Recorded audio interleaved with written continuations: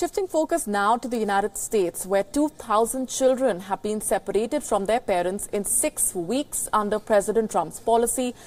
According to Department of Homeland Security figures, these children have been separated from their families at the U.S. southern border during a crackdown on illegal entries, immigration violations, or possible criminal conduct by the adult. Here's a detailed report. Separated after illegally crossing the border into Texas, Edilberto and his 17-year-old son are some of the lucky ones. They were released and reunited just a few days later. It was hard, the hardest day for me. I felt like I was losing my son. That's what I thought. I was going to lose my son.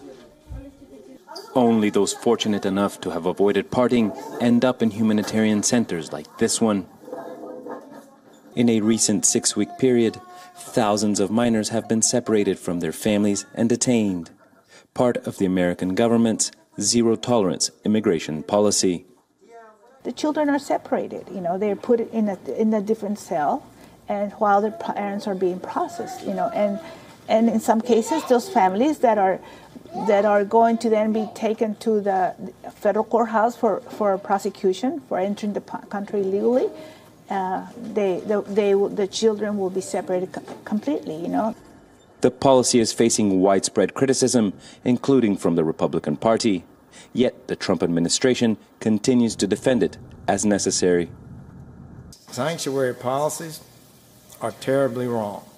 And under the President Trump, the Department of Justice will not stand idly by while our laws are being nullified and undermined. We're taking every action we can take lawfully and properly to push back.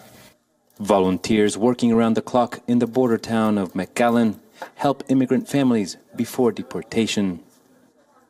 If they were given a choice, if their country was stable and in peace, I'm sure they would choose to stay there, but they have to uproot themselves from that reality.